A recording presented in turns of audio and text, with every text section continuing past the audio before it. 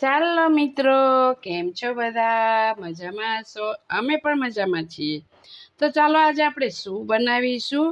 આપણે સૂકી મેથી અને ચણાનું અથાણું. તો આપણે બે સરખા ભાગે લીધા. તો આમાં આપણે જે બી ક્વોન્ટિટી જેટલી વધારે લેવી હોય કે ઓછી લેવી હોય એ આપણા ચોઈસ ઉપર છે મિત્રો. જો અમારે છે ને ગિરધારી આવી જ છે. ઓકે ઓકે ઓકે હા, એક મિનિટ. સોરી હો મિત્ર, અમારે જો છે ને થોડાક બાલ ગોપાલ થોડુંક હેરાન કરે. તો પછી આને છે ને આપણે અત્યારે કેટલા વાગ્યા? 10 વાગ્યા, 10:15. અને સાંજ સુધી આપણે પલાળી રાખવાના છે. પછી સાંજે 8 વાગે ને એટલે આપણે એને કાઢી લેશું કોટન કપડામાં. આખી રાત નીચે અંદર રાત્રે સુકાવા દેવાના. પછી આપણે સવારે શું કરીશું? ખાટા પાણીની અંદર 1 કલાક અથવા અડધો કલાક તમારું પલળશે નહીં. અને આ છે ને આપણે મિત્રો મેથી બોલો એમાં જ છે એ છે ને આપણે પછી આજે નહીં મને બરાબર બોલવા દો મિત્રો. આપણે અલગ અલગ એટલે પલાળવાનું કે આ છે ને આપણે મેથી પલાળવાથી ચીકણી થાય, પાણી ચીકણું થાય, એટલે આપણે એને અલગ અલગ પલાળીશું. બરાબર? તો સાંજ સુધી આપણે એને ઢાંકીને મૂકી રાખવાનું 8 વાગ્યા સુધી, એટલે સરસ પલળી જશે. ઓકે મિત્ર. ચલો મિત્રો, આપણે મેથી અને ચણા એકદમ મસ્ત રીતે પલળી ગયા છે. તો હવે આપણે આને શું કરવાનું? ધોઈ અને બીજું પાણી લીધું છે. એમાં આપણે લીધા છે 3 લીંબુનો રસ. તો એ બંનેની અંદર આપણે અડધો અડધો નાખી દઈશું. અને પછી આપણે 1 કલાક રાખવાનું છે. 1 કલાક પાણીમાં રાખી અને પછી આપણે આને કાઢી લેવાનું. કાઢી અને ઘરની અંદર જ આપણે સૂકવવાનું છે મિત્રો. તડકામાં નાખવાનું નથી. જો એકદમ સરસ થઈ ગયા ને મસ્ત રીતે, આ રીતે એકદમ પોચું થઈ જાય. અને પછી આપણે કરીશું મસાલો. મસ્ત જો પોચું થઈ ગયું એટલે આ રીતે આપણે ઘરમાં સૂકવવાનું છે. ઓકે મિત્રો, આપણે જે ખાટું પાણી નાખ્યું હતું ને મેથીમાં અને ચણામાં, તો આને 1 કલાક થઈ ગયો છે. અને હવે આપણે આને ગાળી લેવાનું છે.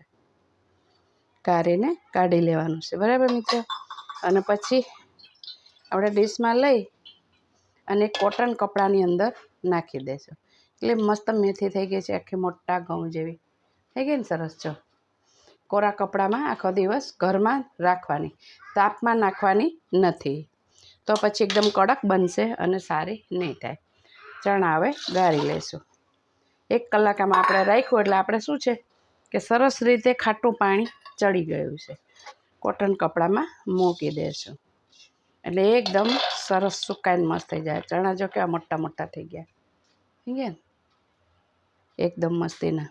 હવે આ ખાટું પાણી વધ્યું મિત્રો, તો શું કરવાનું? આને ફેંકી દેવાનું? નો. એનો યુઝ કરતા જે 1 ચમચી આપણે આની અંદર નમક નાખવાનું. નમક નાખી અને હલાવી નાખવાનું. આ રીતે એકદમ ઓગળી જશે. હવે ઓગળી ગયું ને તો તમારી પાસે કોઈ મંદિરના તાંબા પિત્તળના વાસણ હોય તેને આ રીતે કરી નાખો. ઘસવા નહીં પડે મિત્રો, તરત ચોખ્ખા થઈ જશે. એટલે આ પાણી પણ તમારે વેસ્ટ નહીં જાય. ખાલી ફેરવવાનું છે આમ જો. પછી ખાલી ઉપર 1 પોતું મારી દો તમે, થઈ ગયા ક્લીન. બિલકુલ ઘસવા પડે. એટલે આ પાણી તમે હજી રાખી મૂકો ને તો 2 થી 3 વખત આવી રીતે તમે તાંબાના વાસણ કરી શકો. જો અંદર પણ એકદમ ક્લીન થઈ ગયું મસ્ત. આ પાણી પણ તમારે યુઝ થઈ શકે આ રીતે. તો મિત્રો, આ રીતે આપણે બનાવશું. અને હવે આપણે બનાવવાનો છે મસાલો. તો એ મસાલાની રેસીપી હું તમને બતાવીશ. ઓકે મિત્રો. આપણે જે ચણા અને મેથીનું અથાણું બનાવવાનું ને, તો આપણે પોણી વાટકી રાઈના કોરિયા લઈ અને સેજ મિક્સર મારી દીધું એટલે આપણો મસાલો છે ને એકદમ સરસ રીતે ચોંટી જાય. ને કરે છૂટો છૂટો રે આખી રાઈની રાખીએ ને તો. હવે આપણે એનો વઘાર કરવાનો છે. તો કેવી રીતે મિત્રો? આ રીતે કરવાનો છે. અને આ રીતે વઘાર કરીએ એનો. અને પછી આપણે શું કરવાનું છે? મસાલો ક્યારે એની અંદર કરવાનો કે આ જે ઠંડો થઈ જાય ને પછી આ રીતે જ આપણે કરવાનું છે. આમ આ રીતે બધું પાથરી દેવાનું. રાઈના કોરિયા પાથરા. હવે આપણે પાથરીશું ધાણાના, બરાબર. કેમ કે આપણે મેથી તો લેવાની નહીં, મેથીના કોરિયા નહીં લેવાના, ધાણાના લીધા. હવે લઈશું આપણે વલિયારી. વલિયારી મિત્રો આમ બહાર રાખવાની, એની અંદર વઘાર ન અડે એ ખાસ જોવાનું. એની ઉપર તેલ નાખશો નહીં, એનું કારણ કે સ્મેલ જતી રહેશે, બરાબર. અને વચ્ચે નાખીશું આપણે અડધી ચમચી હિંગ.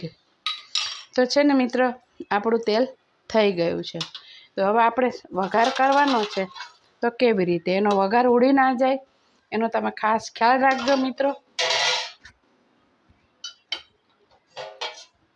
અને આ રીતે આપણે હિંગ છે ને એની ઉપર તેલ જો આ રીતે તરત ઢાંકી દેવાનું. નકર જો વઘાર બહાર નીકળી જાય ને તો અથાણાની અંદર બિલકુલ સ્મેલ તમારે નહીં આવે. આ રીતે નાખી દેવાનું તેલ, બરાબર. પછી હવે આને હલાવવાનું તો કેવી રીતે, આ રીતે બંધ જ હલાવવાનું, એટલે તમારો વઘાર ઉડે નહીં. તમે હલાવી લ્યો ને તેનો એકદમ વઘાર નીચે બેસી જાય, એટલે તમારી સ્મેલ બિલકુલ બહાર જાય નહીં. જો થઈ ગયો એકદમ. હવે આને ઠંડુ થવા દેવાનું છે મિત્રો. પછી આપણે એની અંદર મસાલો કરશું. અને જો આ ગરમ હોય ને મસાલો કરો ને તો મરચું બ્લેક થઈ જશે, એ ધ્યાન રાખજો, નોટ કરજો મિત્રો. મરચું બ્લેક થઈ જશે, અથાણું બ્લેક થઈ જશે. વગર વિનેગરે આખું વરસ રહેશે એ રીતના આપણે આનો ઘરે મસાલો બનાવ્યો છે આપણે, બરાબર. એની અંદર આપણે મરચું ને બધું ઉમેરીશું. આ ઠંડુ થઈ જાય પછી. ઓકે, થોડું બતાવજો મિત્રો. તો આપણે 2 ચમચી ગોળ લેવાનો છે. મેં રસમલાઈ લીધો જેથી કરીને બ્લેક ન થાય. એટલા માટે કે કોઈ એકદમ મેથી ન ખાઈ શકતું હોય, બહુ કડવું લાગે શાક, અથાણું. તો પણ કડવું નથી લાગતું કેમ કે આપણે ડબલ પાણીમાં પલાળેલું છે, એટલે કડવાશ તો બધી એની નીકળી જતી હોય. પ્લસ આપણે એની ગ્રેવી પણ સરસ બને છે આને નાખીને ગોળ. તો પણ કેવો ગરમ કરવાનો મિત્રો, ઉબલાવાનો નથી, બરાબર. ખાલી સેજ આપણે ઢીલો જ થવા દેવાનો છે. આ થઈ ગયું ગરમ તેલ. ગેસ કરી દેવાનો બંધ. ચાલુ ગેસ આપણે એને છે ને કંઈ ચાસણી કરવાની નથી. જો આ રીતે ઢીલો જ કરી દેવાનો છે ખાલી. જોયું તમે, આ રીતે ઢીલો કરીને એટલે ગોળ પાકી જાય. મેં તો થોડું અથાણું બનાવ્યું, પણ આખા વર્ષની અથાણું બનાવે ને એની રેસીપી તમને બતાવી. તો આખા વર્ષનું અથાણું તમે આ રીતે બનાવી શકો. અને આની અંદર તમારે રેડી દેવાનું બધું ગોળ. કાચો ગોળ પણ ન રહે, પાકી જાય ગોળ, અને અથાણું પણ તમારું ના બગડે. અને હવે જે આપણે આ ઠંડુ પડે ને મિત્રો, હવે જો આ મિક્સ કરી દેવાનું આ બધું. કે આમાં હવે તમારે તેલ નાખવાની જરૂર નથી. કેમ કે જો આ ઓલરેડી આપણે તેલ આની અંદર આવી જ ગયું, જો આવી ગયું ને, એટલે હવે તેલ નહીં નાખવાનું. આ ઠંડુ પડે એટલે આપણે આનો મસાલો કરીએ. હવે મિત્રો આપણે સરસ ઠંડુ થઈ ગયું. ગોળ કેટલો સરસ પડી ગયો, દેખાતો પણ નથી, બરાબર. અને તમે ગોળ ન નાખવો હોય તો ચાલે. હવે આમાં થોડી હળદર, બહુ હળદર નહીં રાખવાની, લોંગ ટાઈમ સુધી રાખવું હોય તો બ્લેક થઈ જાય અથાણું. સ્વાદ અનુસાર આપણે લેવાનું છે મરચું. અને મરચું છે ને મિત્રો, મેં આ તો થોડું બનાવ્યું અથાણું એટલે મેં લીધું છે રામદેવ. નહીંતર આપણે શેરથા લેવાનું. શેરથા છે ને સરસ કલર પણ આવે અને હાઈ ક્લાસ અથાણું આપણું સરસ. એટલે મેં છે ને રામદેવ લીધું. આપણે શેરથા નાખી શકીએ કલર માટે અને તીખાઈ માટે પણ. અને પછી આપણે સ્વાદ અનુસાર લેવાનું છે નમક. નમક આપણે નાખ્યું જ નથી, બરાબર મિત્રો. એટલા માટે જો આ રીતે મિક્સ કરી લેવાનું. જો અમારે છે બાલ ગોપાલ એટલા પરેશાન કરે મિત્રો, વાત ના પૂછો. સ્વાદ અનુસાર મિત્રો નમક પણ નાખી દીધું છે. અને જો કલર સરસ આવી ગયો છે, આવી ગયું ને. હવે આ ઠંડુ થઈ ગયું પછી જ આ નાખવાનું મેથીને. નકર શું થશે, કડક થઈ જશે મેથીની ચણા. એકદમ મોટા ઘઉં જેવી થઈ ગઈ. જો કોઈ કહે નહીં કે મેથી છે. આમ તો કડવી લાગશે જ નહીં, પણ છતાં મેં થોડો ગોળ ઉમેર્યો છે કે જેથી કરીને કોઈ નાખવો હોય તો નાખી શકે, અને સ્કીપ કરવું હોય તો બી વાંધો નહીં મિત્રો. એટલે એને લચકા જેવો માવો બને. જો આપણે થઈ જાય ને અથાણું, પછી તમે ગમે એની જોડે ખાઓ, શાક, ભાખરી, રોટલી, પૂરી, ખીચડી ચોઈસ આપણી. બરાબર મિત્રો, હવે આમાં કોઈ ટાઈપનું તેલ નાખવાનું નથી. કેમ કે આપણે થોડો ગોળ નાખ્યો છે ને, જેટલું તેલ છે ને એ બધું છૂટી જશે આમાં, એટલે મસ્ત અથાણું થઈ જશે. જો અથાણું આપણું રેડી.